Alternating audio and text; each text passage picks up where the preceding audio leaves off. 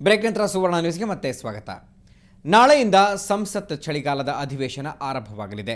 ಹಲವು ವಿಷಯಗಳನ್ನು ಮುಂದಿಟ್ಟುಕೊಂಡು ಯುಪಿಎಗೆ ಚಳಿ ಬಿಡಿಸೋದಕ್ಕೆ ವಿಪಕ್ಷಗಳು ರೆಡಿಯಾಗಿವೆ. ಹಾಗಾದರೆ ಬನ್ನಿ, ಯುಪಿಎ ಹಾಗೂ ವಿಪಕ್ಷಗಳ ಕಾರ್ಯತಂತ್ರವೇನು ನೋಡೋಣ.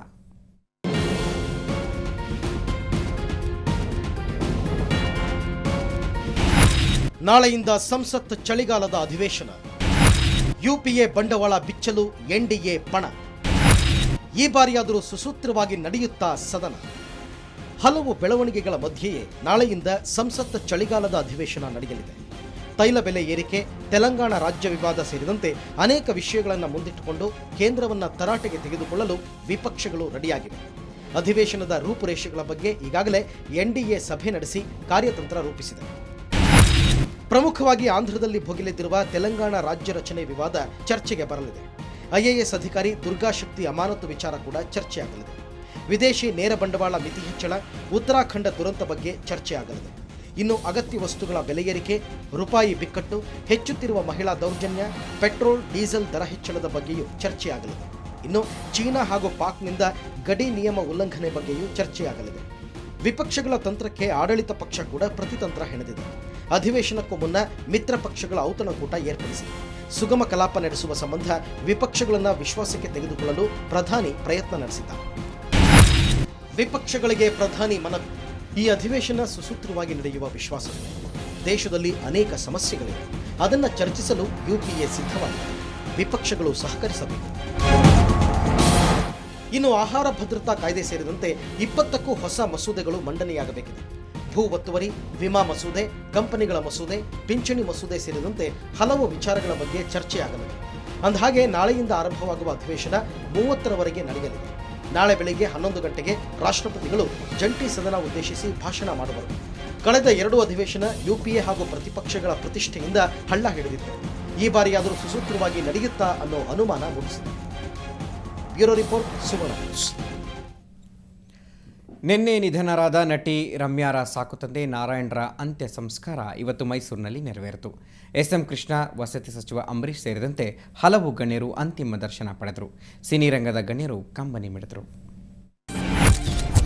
ರಮ್ಯಾ ಸಾಕುತಂದೆ ನಿಧನಕ್ಕೆ ಸಂತಾಪ, ಕಂಬನಿ ಮಿಡಿದ ಚಿತ್ರರಂಗದ ಗಣ್ಯರು. ಕೃಷ್ಣ, ರಾಧಿಕಾ ಕುಮಾರಸ್ವಾಮಿ ಅಂತಿಮ ದರ್ಶನ. ಮಂಡ್ಯ ಲೋಕಸಭಾ ಕ್ಷೇತ್ರದ ಕಾಂಗ್ರೆಸ್ ಅಭ್ಯರ್ಥಿ ಹಾಗೂ ನಟಿ ರಮ್ಯಾ ಸಾಕುತಂದೆ ಆರ್ಟಿ ನಾರಾಯಣ ಅಂತ್ಯಕ್ರಿಯೆ ಇವತ್ತು ನಡೆಯಿತು.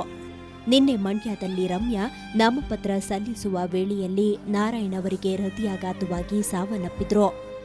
ಮೃತದೇಹವನ್ನ ಮೈಸೂರಿನ ಒಂಟಿಕೊಪ್ಪಲಿನ ನಿವಾಸದಲ್ಲಿ ಇಡಲಾಗಿತ್ತು. ಅಪಾರ ಸಂಖ್ಯೆಯ ಬಾಂಧವರು ನಾರಾಯಣ್ ಅವರ ಅಂತಿಮ ದರ್ಶನ ಪಡೆದ್ರು. ಇನ್ನು ಕಾಂಗ್ರೆಸ್ನ ಹಲವು ಗಣ್ಯರು ದರ್ಶನ ಪಡೆದರು. ಮಾಜಿ ಸಿಎಂ ಹಾಗೂ ನಾರಾಯಣ ಆಪ್ತ ಎಸ್ಎಂ ಕೃಷ್ಣ ಅಗಲಿದ ಸ್ನೇಹಿತನ ಅಂತಿಮ ದರ್ಶನ ಪಡೆದರು. 40 ವರ್ಷದ ಒಡನಾಡಿಯನ್ನ ಕಳೆದುಕೊಂಡ ಕೃಷ್ಣ ಕೆಲಕಾಲ ಗದ್ಗದಿತರಾದರು. ಪಾರ್ಥಿವ ಶರೀರಕ್ಕೆ ವಿಧಿವಿಧಾನ ಸಲ್ಲಿಸುವ ವೇಳೆ ಕೃಷ್ಣ ಅವರು ಖುದ್ದು ಹಾಜರಿದ್ರು. ಇದಕ್ಕೂ ಮುನ್ನ ನಟ ಹಾಗೂ ವಸತಿ ಸಚಿವ ಅಂಬರೀಶ್, ನಟಿ ರಾಧಿಕಾ ಕುಮಾರಸ್ವಾಮಿ, ಕೆಪಿಸಿಸಿ ಅಧ್ಯಕ್ಷ ಡಾಕ್ಟರ್ ಜಿ ಪರಮೇಶ್ವರ್, ಸಂಸದ ಎಚ್ ವಿಶ್ವನಾಥ ಸೇರಿದಂತೆ ಹಲವರು ನಾರಾಯಣ ಅಂತಿಮ ದರ್ಶನ ಪಡೆದರು. ರಮ್ಯಾ ಅವರು ಆಘಾತಕ್ಕೊಳಗಾಗಿದ್ದಾರೆ. ಈ ದುಃಖನ ಮಾಡಿಸೋವಂಥ ಶಕ್ತಿ ಆ ಭಗವಂತ ಅವರು ಕೊಡಲಿ ಅಂತ ಕೇಳ್ಕೊತೀನಿ. ಅವ್ರ ತಂದೆ ಅವರಿಗೆ ಆತ್ಮಕ್ಕೆ ಶಾಂತಿ ಸಿಗಲಿ. ಆರ್ಟಿ ನಾರಾಯಣ ಅವರ ಕುಟುಂಬದವರಿಗೆ ದೇವರು ಒಳ್ಳೆಯದು ಮಾಡಲಿ. ರಮ್ಯಾ ಅವಳ ಜೀವನದಲ್ಲಿ ಇದನ್ನು ತಡ್ಕೊಳ್ಳೋಂಥ ಶಕ್ತಿ ಆ ಪರಮಾತ್ಮ ಅವಳಿಗೆ ಕೊಡಲಿ ಅಂತ ನಾನು ದೇವರಲ್ಲಿ ಪ್ರಾರ್ಥನೆ ಮಾಡ್ತೀನಿ. ಆರ್ಟಿ ನಾರಾಯಣ ಆತ್ಮಕ್ಕೆ ಶಾಂತಿ ಸಿಗಲಿ. ಮಧ್ಯಾಹ್ನ 3 ಗಂಟೆಯ ಬಳಿಕ ನಗರದ ಗೋಕುಲಂ ಸ್ಮಶಾನದಲ್ಲಿ ನಾರಾಯಣ್ ಅವರ ಅಂತ್ಯಕ್ರಿಯೆ ನೆರವೇರಿತು. ರಮ್ಯಾ ತಾಯಿ ಸೇರಿದಂತೆ ಬಂಧುಗಳ ರೋದನ ಮುಗಿಲು ಮುಟ್ಟಿತ್ತು. ಮೈಸೂರಿನಿಂದ ಕ್ಯಾಮರಾಮನ್ ನವೀನ್ ಹಾಗೂ ಸಿದ್ದರಾಜು ಜೊತೆ ಸೋಮಶೇಖರ್, ಸುವರ್ಣ ನ್ಯೂಸ್.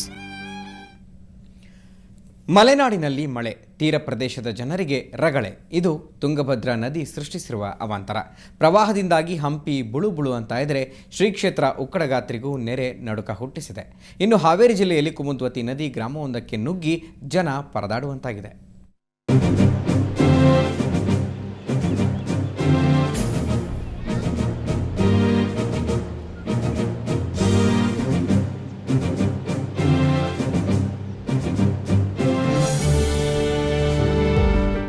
ನೀರು ನೀರು ನೀರು ಬರೀ ನೀರು, ಕಣ್ಣು ಹಾಯಿಸಿದ ಕಡೆಯೆಲ್ಲ ನೀರೋ ನೀರು.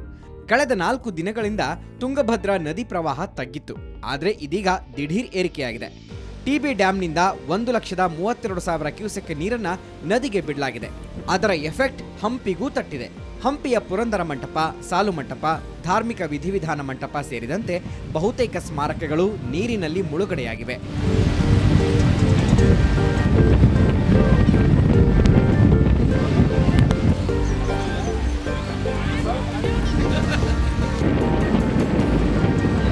ಇನ್ನು ಕಂಪ್ಲಿ ಹಾಗೂ ಗಂಗಾವತಿ ಸಂಪರ್ಕ ಕಲ್ಪಿಸುವ ಸೇತುವೆ ಕೂಡ ಮುಳುಗಡೆಯಾಗಿದೆ.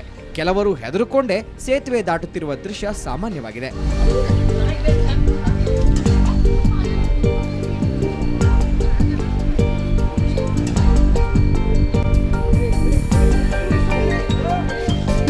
ಮಲೆನಾಡಿನಲ್ಲಿ ಧಾರಾಕಾರ ಮಳೆಗೆ ಕುಮುದ್ವತಿ ನದಿ ಉಕ್ಕಿ ಹರಿಯುತ್ತಿದೆ. ಹಾವೇರಿ ಜಿಲ್ಲೆ ರಾಣೆಬೆನ್ನೂರು ತಾಲೂಕಿನ ಮುಷ್ಟೂರು ಗ್ರಾಮ ಜಲಾವೃತಗೊಂಡಿದೆ. 100 ಎಕರೆ ಹೊಲ ಗದ್ದೆ ಪ್ರವಾಹದ ನೀರಿನಲ್ಲಿ ಮುಳುಗಡೆಯಾಗಿ ಬೆಳೆ ನಾಶವಾಗಿದೆ. ಸ್ಥಳಕ್ಕೆ ಶಾಸಕ ಕೆಬಿ ಕೋಳಿವಾಡ ಭೇಟಿ ನೀಡಿ ವರ್ಷದೊಳಗೆ ಗ್ರಾಮ ಸ್ಥಳಾಂತರದ ಭರವಸೆ ನೀಡಿದ್ದಾರೆ.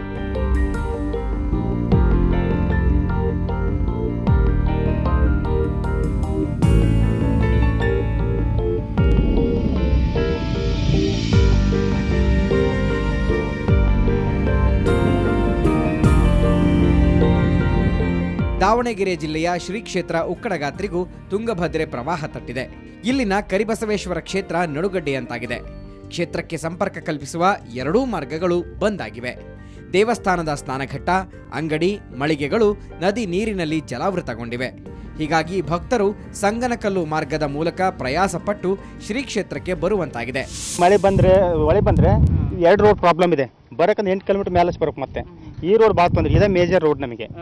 ಈಗ ಈ ಕಡೆ ತಿಮ್ಮನಕಟ್ಟೆ ರಾಣಿಬೆನ್ನೂರು ಹೋಗ್ಬೇಕಂದ್ರೆ ಇದೇ ಮೇನ್ ರೋಡು. ಆಮೇಲೆ ಅಲ್ಲಿ ಪತ್ಯಾಪುರ ಇದೆಯಲ್ಲ, ಅದು ರೋಡ್ ಇದೆ ಬಂದು ಇದೇ ಪ್ರಾಬ್ಲಮ್. ಇದ್ರ ಮೇಲೆ 5 ಗಂಟೆ 10 ಗಂಟೆ ಜೀವನ ಮಾಡಿ ಮುಂದೆ ಭಾಳ ಐತಿ. ತರಕಾರಿ ಭಾಳ ಹಾಳಾಗಿದ್ದಾವೆ. ಜೀವನ ಮಾಡೋದು ವಜ್ಜೆ ಹೊಳಿ ಬಂದರೆ ಇಷ್ಟು ಸಮಸ್ಯೆ. ಸೇತು ಆಗಲೇಬೇಕ್ರಿ. ಹೈಟ್ ಮಾಡಿದ್ರೆ ಏನಾಗಲ್ಲ. ಒಟ್ಟಾರೆ ಪ್ರವಾಹದಿಂದಾಗಿ ನದಿ ತೀರದ ಜನರು ಪಡಬಾರದ ಪಾಡು ಪಡುವಂತಾಗಿದೆ. ಇನ್ನು ಮನೆ ಮಠ ಕಳೆದುಕೊಂಡವರು ಇನ್ನೆಷ್ಟು ದಿನ ಸಂಕಷ್ಟ ಅಂತ ಪರಿತಪಿಸ್ತಾ ಇದ್ದಾರೆ. ಬ್ಯೂರೋ ರಿಪೋರ್ಟ್, ಸುವರ್ಣ ನ್ಯೂಸ್. ಮತ್ತಷ್ಟು ಸುದ್ದಿಗಳು ಬ್ರೇಕ್ನ ನಂತರ.